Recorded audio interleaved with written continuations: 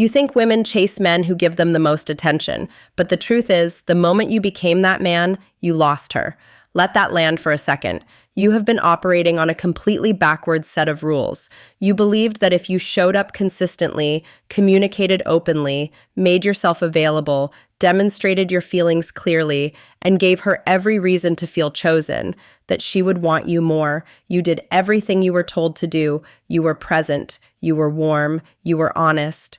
And what happened? She got comfortable. She got distant. She started looking at you differently, not with hunger, not with curiosity, but with that particular kind of familiarity that slowly bleaches all the desire out of a relationship. You felt it. That quiet, creeping feeling that something had shifted and you couldn't explain why, because by every metric you understood, you were doing everything right. You weren't doing everything right, you were doing everything wrong, but for the right reasons. And that distinction is going to be the difference between where you are right now and where your life could actually go. Here's what nobody is telling you, and here's what this channel exists to say out loud, without softening it, without qualifying it to the point of meaninglessness.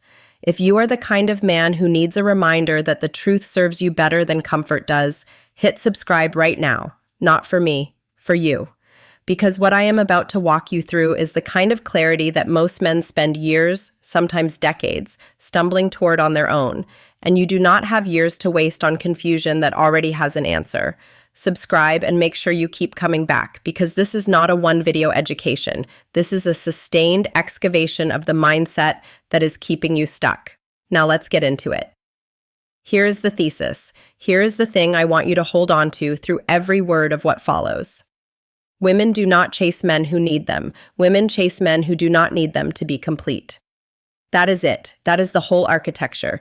Everything else I am going to say today is just the scaffolding around that single, almost brutal truth. And I say brutal not to be dramatic, but because I know how hard it lands when you've spent months or years being everything for a woman, being her rock, her emotional support, her planner, her pursuer, her validator, only to watch her treat a man who does far less with far more electricity.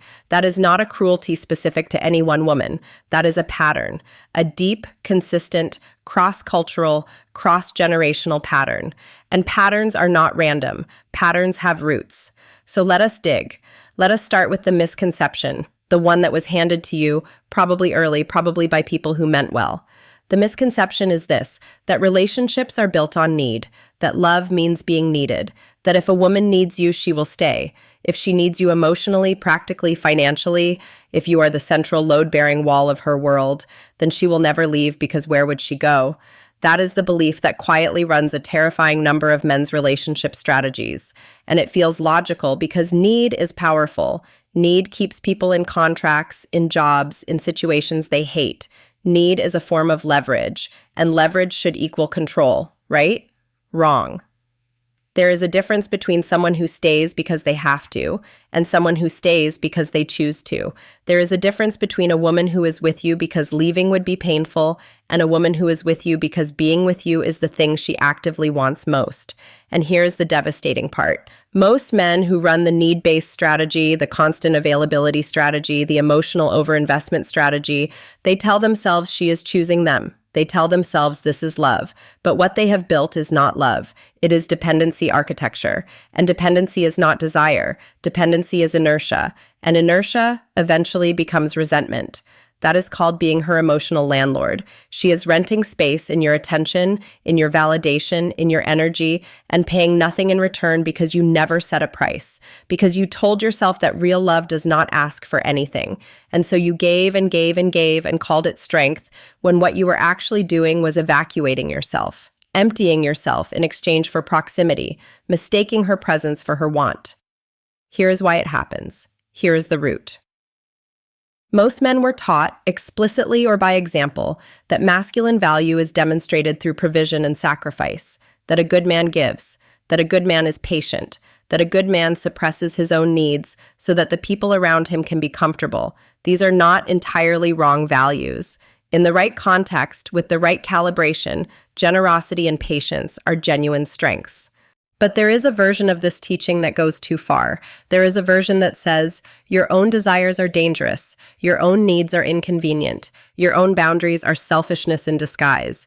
And when a young man absorbs that lesson and then walks into a romantic relationship, what he does is predictable. He disappears himself. He makes himself small and constant and agreeable and always available, because somewhere inside he believes that if he takes up too much space, if he has too many opinions, if he says no or walks away or demonstrates that he has a life of his own that he values, she will leave. And here's the great irony. She leaves anyway, not because he was too much, but because he was too little. Not too little in terms of effort, he gave enormous effort. Too little in terms of self. Too little in terms of the one thing that actually generates attraction, which is a man who is sovereign over his own existence. A man who is not hollowed out by the need for her approval. A man who, if she walked away tomorrow, would mourn it, would feel it deeply, but would not be destroyed by it. Because his identity, his purpose, his daily forward motion, those things do not require her signature to function. That is what she is responding to. Not indifference, not cruelty, not manipulation. Selfhood, the presence of a real, complete, directional human being. Let me show you what this costs you when you get it wrong. When you overinvest in a woman before she has given you a reason to, you do several things simultaneously, all of them damaging. You tell her, through your behavior, that she is already the most important thing in your world before she has earned that position. You remove all tension from the dynamic, and tension is not a bad word here. Tension is the gap between where you are and where you want to be, and without that gap, there is no reaching, no leaning in, no pursuit on her end. You make yourself predictable, and predictability is the quiet killer of desire. You also hand her your emotional regulation. You say, in effect, how I feel today depends on how you respond to me. And when she feels that, when she senses that her mood controls yours, she does not feel powerful. She feels burdened. She feels like the emotional parent in the dynamic. And no woman, not a single one, wants to mother the man she is supposed to be attracted to. You stop being a mystery. You stop being a challenge. You stop being a destination. You start being furniture, familiar, functional, and completely invisible. That is what it costs you. Not just the relationship, not just her. It costs you your sense of self, your forward momentum, your mission. Because here is what happens when a man builds his emotional world around a woman's response to him. He stops building anything else. He stops going to the gym because he is glued to his phone waiting for her text. He stops advancing in his career because his mental real estate is entirely occupied by decoding her behavior. He stops seeing his friends because being around her, or the idea of her, feels more urgent than every other commitment in his life. He shrinks. He contracts. He becomes a satellite orbiting a planet that was never meant to be his center. And she can feel it. Women can feel when they have become someone's entire reason. And instead of being flattered, they are repelled. Because deep down, they understand that a man whose world is that small is not a man they can trust to lead anything. Not a life, not a family, not a moment of actual difficulty. A man who falls apart without female approval is not a safe bet. He is a liability. Now let me show you the other man. Let me describe him to you in detail because I want you to see him clearly. I want you to see what he actually looks like in practice because most people confuse him with an arrogant man, a cold man, a man who does not care. That is not who I am describing. That is a different failure mode. I am describing someone else entirely. This man wakes up with a direction. He has a thing he is building, a business, a body, a skill set, a set of standards for his life that he has genuinely thought through and committed to. He does not need to announce this direction. He does not post about it obsessively seeking validation. He just moves. Every day he moves. His calendar has things in it that have nothing to do with any woman. His goals predate every relationship he has ever been in. His ambitions will outlast any relationship that does not serve his growth. When he meets a woman he is interested in, he is genuinely interested. He pursues, he communicates, he is direct about his intentions. But he is not desperate. He is not checking his phone every 4 minutes. He is not restructuring his entire week around her availability. He invites her into his life. He does not abandon his life to orbit hers. He has opinions, strong ones. He does not agree with everything she says to keep the peace. He does not soften his perspective to avoid conflict. He disagrees respectfully and without apology. He holds his position when he is confident in it. He updates his position when he is presented with a genuinely better argument. He does not collapse under social pressure.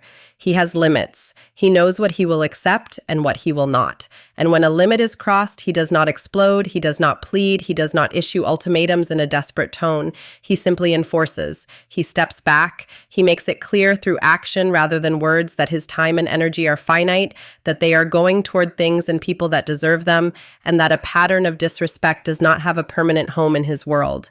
He is warm, but not fawning.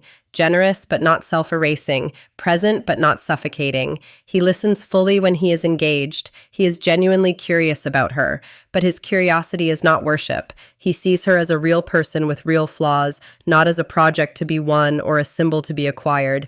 That clarity, that refusal to put her on a pedestal she was never meant to occupy, is itself deeply attractive. He is comfortable with silence. He is comfortable with space. When she pulls back, he does not chase. He does not flood her inbox. He does not manufacture reasons to be in contact. He allows the space to exist, and in that space, something happens. She thinks about him. She wonders what he is doing. She starts to feel the weight of his absence in a way she never felt the weight of his constant presence. That is not a trick. That is not a tactic. That is just what happens when a real person, a person with a full life, with self-respect, with things to do, creates space. Nature abhors a vacuum, and emotionally, she starts to fill that vacuum with her own desire, with curiosity, with reach. That man is not extraordinary by accident. He is extraordinary by practice, and the practices are specific and learnable, which means you can become him, not by performing his behaviors while internally still running on the old programming, but by genuinely rebuilding from the inside out. So let me tell you exactly what to do, not in theory. In practice, immediately applicable. Stop leading with availability. This is the first and most important shift. From this moment forward, your time is not automatically on offer.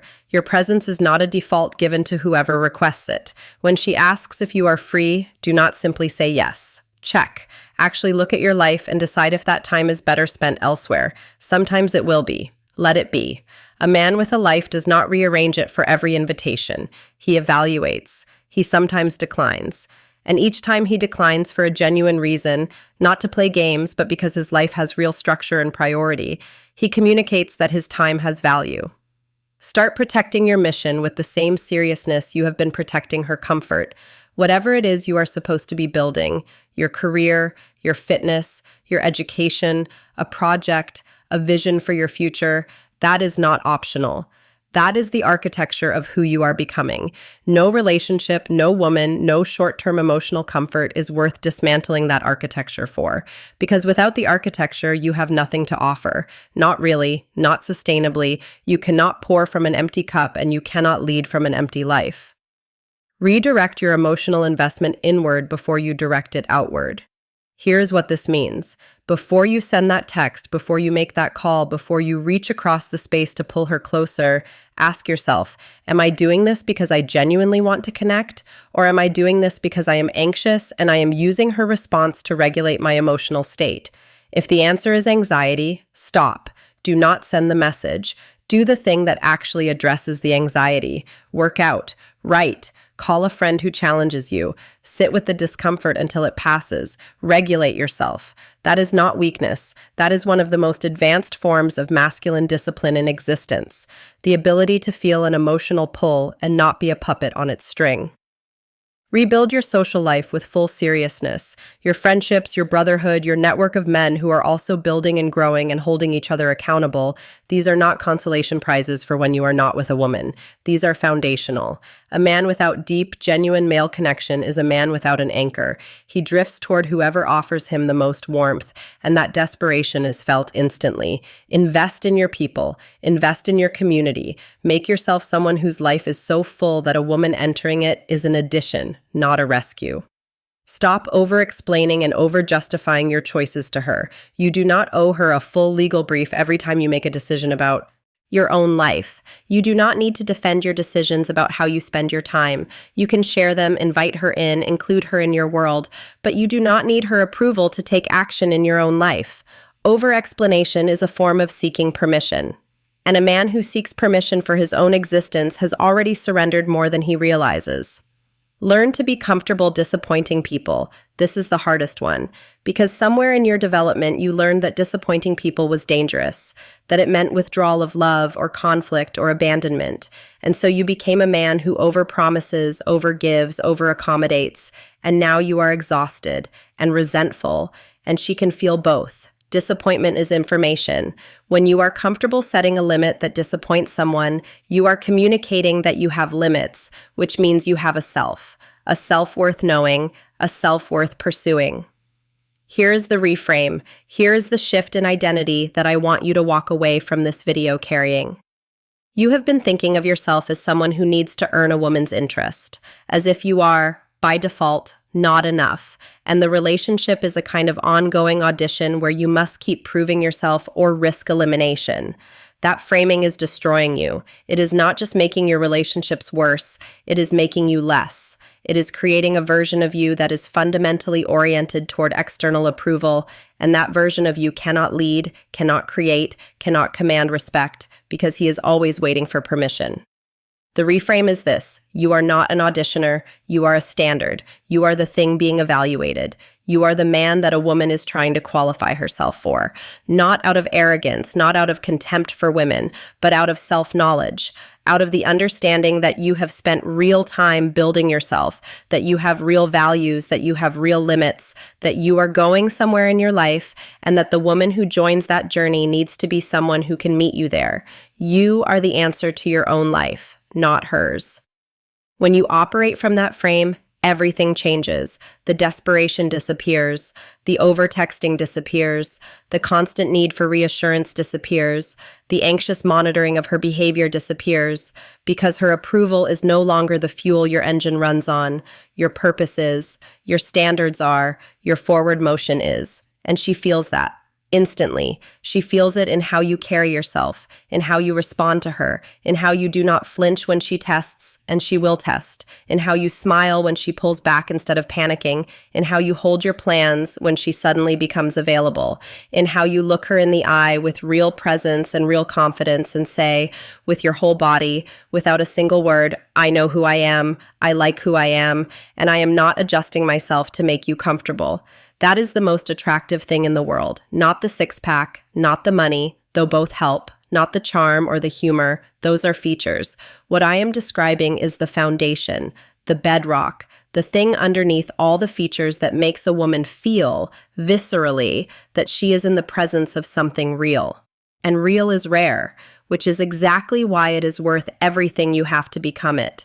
You are not broken. You are not behind. You are not a man who cannot figure this out. You are a man who has been operating on bad information, and bad information is fixable.